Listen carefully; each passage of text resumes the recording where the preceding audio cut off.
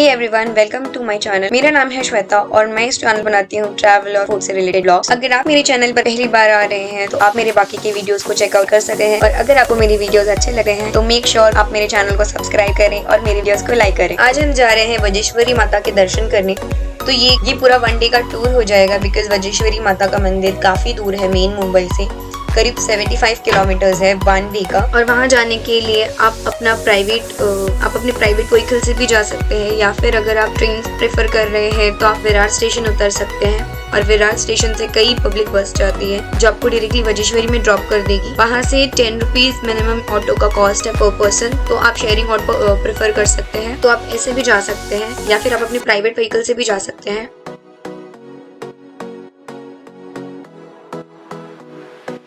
हम कांदीवली पहुंच चुके हैं, और कांदीवली ईस्ट में साईं बाबा का ये मंदिर, जिसे साईं धाम कहते हैं, हम लोग अक्सर यहाँ दर्शन करने आते हैं, तो सोचा साईं बाबा के भी दर्शन करते हुए चलते हैं।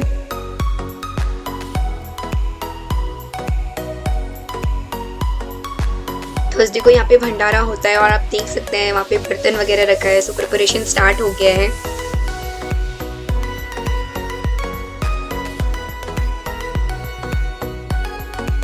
मैंने साईं बाबा के इस मंदिर के ऊपर भी वीडियो बनाया है, तो अगर आप देखना चाहते हैं तो मैं लिंक डिस्क्रिप्शन में डाल दूंगी। अदर देन आप मेरे चैनल पे भी जाकर देख सकते हैं। हाईवे के बिल्कुल सामने है ये मंदिर। तो अब चलते हैं।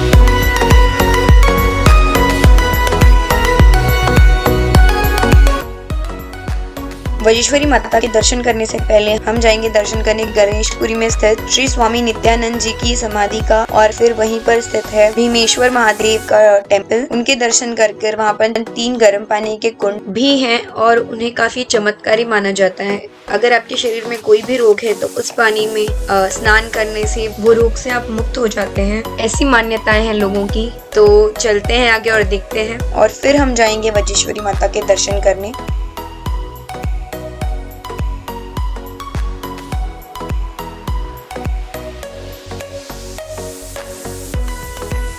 हम पहुंच चुके हैं दहीसर टोल प्लाजा, और आप देख सकते हैं कि टाइमिंग 1:50 हो रहा है, और हमें पहुंचने के लिए अभी करीब 1-1.5 घंटा और लगेगा।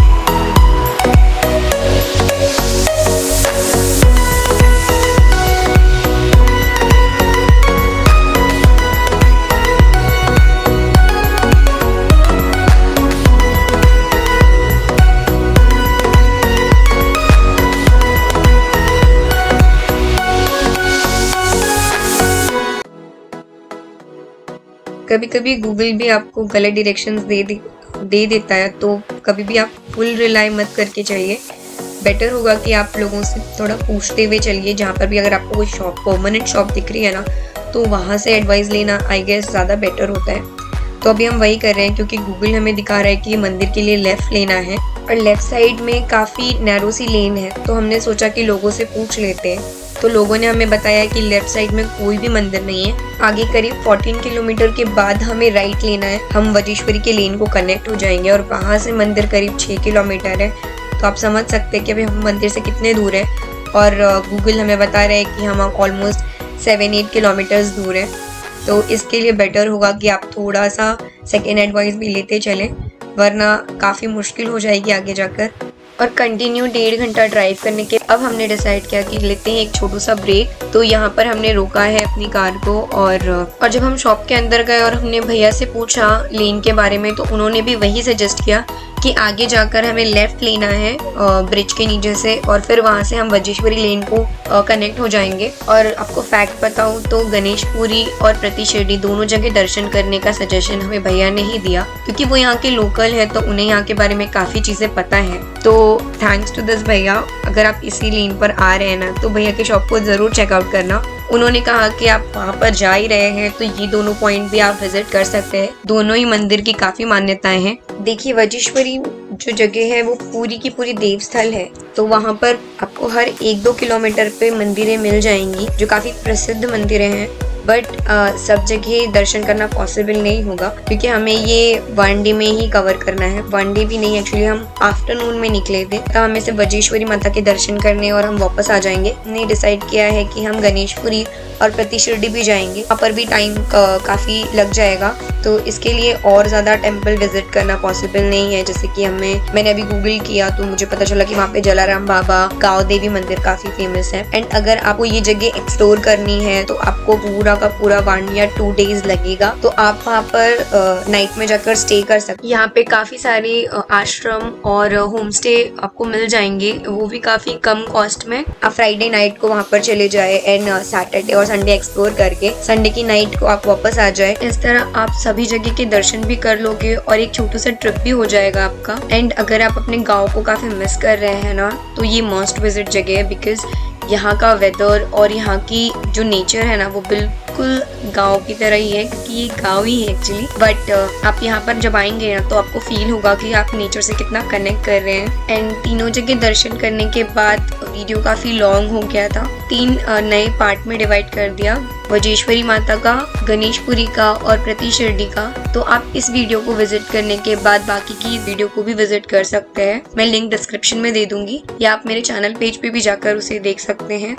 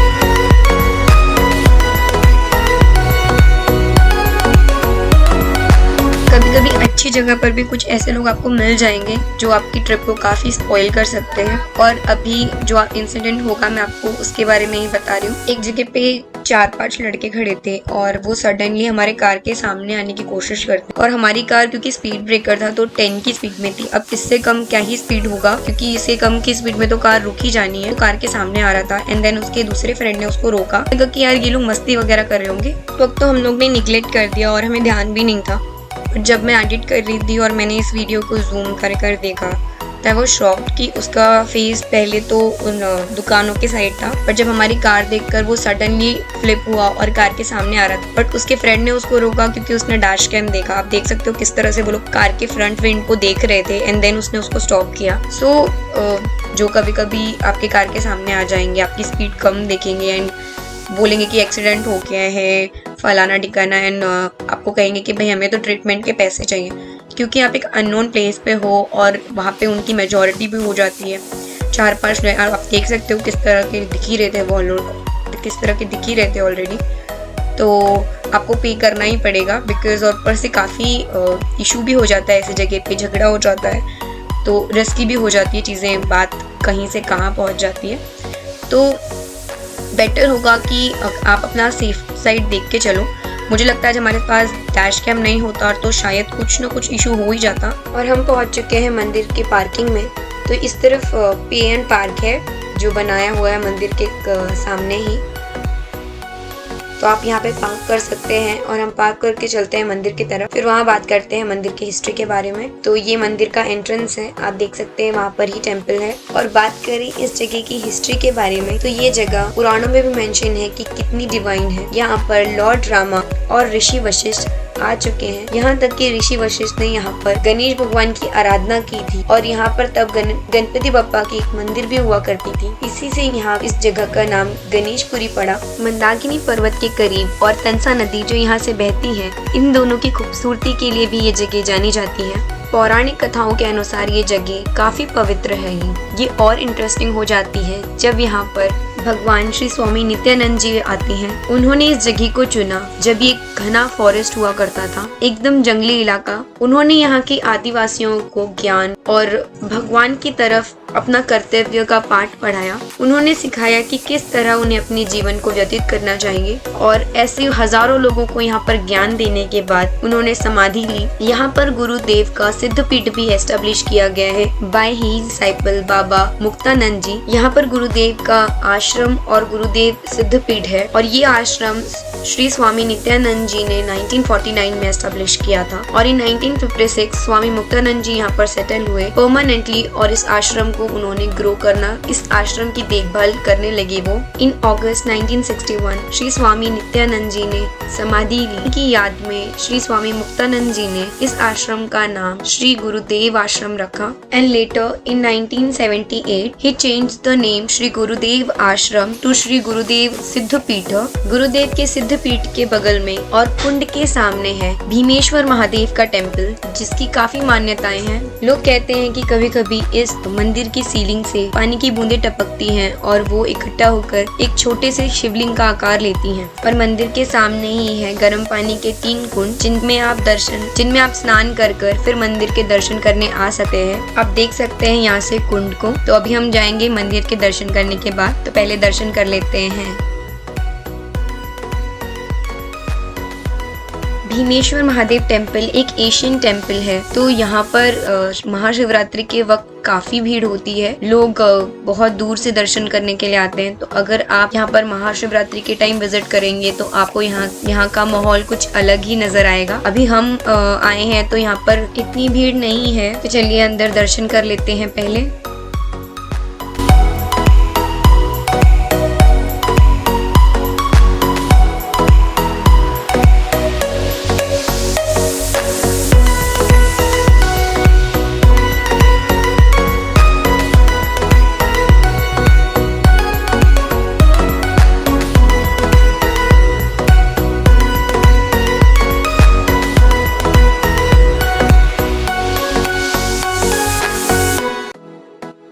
मंदिर की परिक्रमा करते वक्त हमने देखा कि मंदिर का स्ट्रक्चर कितना ही खूबसूरत बनाया हुआ है और इतनी डिटेल्ड वर्क की हुई है यहाँ पर कि देखते ही रहने का मन करता है। अब बात करते हैं गुरुजी के आश्रम के बारे में। तो गुरुजी के आश्रम में कई तरह की चैरिटेबल बेनिफिट्स दिए जाते हैं जो कि पुअर और आदिवासियों के लिए होती है, ज्यादा करके आदिवासी बच्चों के लिए होती है। इसमें इंक्लूड होता है उनके लिए nourishing meal, clothing, primary education, shelter, health care और most importantly character after building programs. बाबा जब यहाँ पर सेटल हुए थे तो उन्होंने सोसाइटी को इस बाल भोजन का एक सिंबल प्रदान किया था, जिसकी वजह से फ्यूचर इनहांस हो सके। Shri Swami Nityanand ji Maharaj was very fond of Krishna ji. आप जो ये लॉर्ड कृष्णा की मूर्ति देख रहे हैं, ये खुद बाबा ने अपने हाथों से बनाई है और यहाँ पे स्थापित की है। और ड्यूरिंग द कंस्ट्रक्शन यहाँ पर एक स्टैचू था नंदी भगवान का, और जब उसे शिफ्ट किया जा रहा था तो वो शिफ्ट नहीं हो रहा था लोगों से, लोग बहुत परेशान हो गए थे। एंड देन बाबा सजेस्टेड पहले उस प्रतिमा के सामने आप नारियल फोड़िए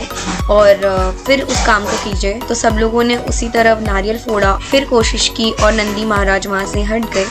उसी नंदी महाराज की मूर्ति को रिकंस्ट्रक्ट करके लॉर्ड कृष्णा के गांव के रूप में मॉडिफाई कर दिया गया, और उस दिन से भगवान श्री कृष्ण की पूजा अभी तक इस मंदिर में हो रही है। अब चलते हैं आज के यहाँ के अंतिम दर्शन करने चमत्कारिक कुंड की तरफ। तो ये कुंड यहाँ करीब 22 कुंड है वजेश्वरी में, और यहाँ इस टेम्पल में 3 कुंड है, और तीनों में आपको एक में ज्यादा गर्म पानी, दूसरे में मीडियम और तीसरे में मीडियम टू नॉर्मल है। तो आप अपने सहनशीलता के हिसाब से जा सकते हैं। बट ऑनेस्टली कहूँ तो गर्म पानी काफी गर्म है, ऐसा लग रहा है कि वो ऑलमोस्ट बॉइलिंग वाटर है। और मैंने 1-2 वीडियोस भी देखा था जिसमें पानी एक्चुअली बॉइल हो रहा था, और ये नेचुरली हो रहा था। यहाँ पर कोई भी मशीन वगैरह नहीं लगाया है इन्होंने। आप यहाँ पर आकर स्नान कर सकते हैं, हमने भी किया, और आपको यहाँ का एक्सपीरियंस बेस्ट रहेगा। चेंजिंग रूम भी है लेडीज के लिए। साइंटिस्ट का मानना है कि पीछे मंदाकिनी पर्वत पे जो कुछ वॉल्केनो है उसके वजह से हो रहा है, और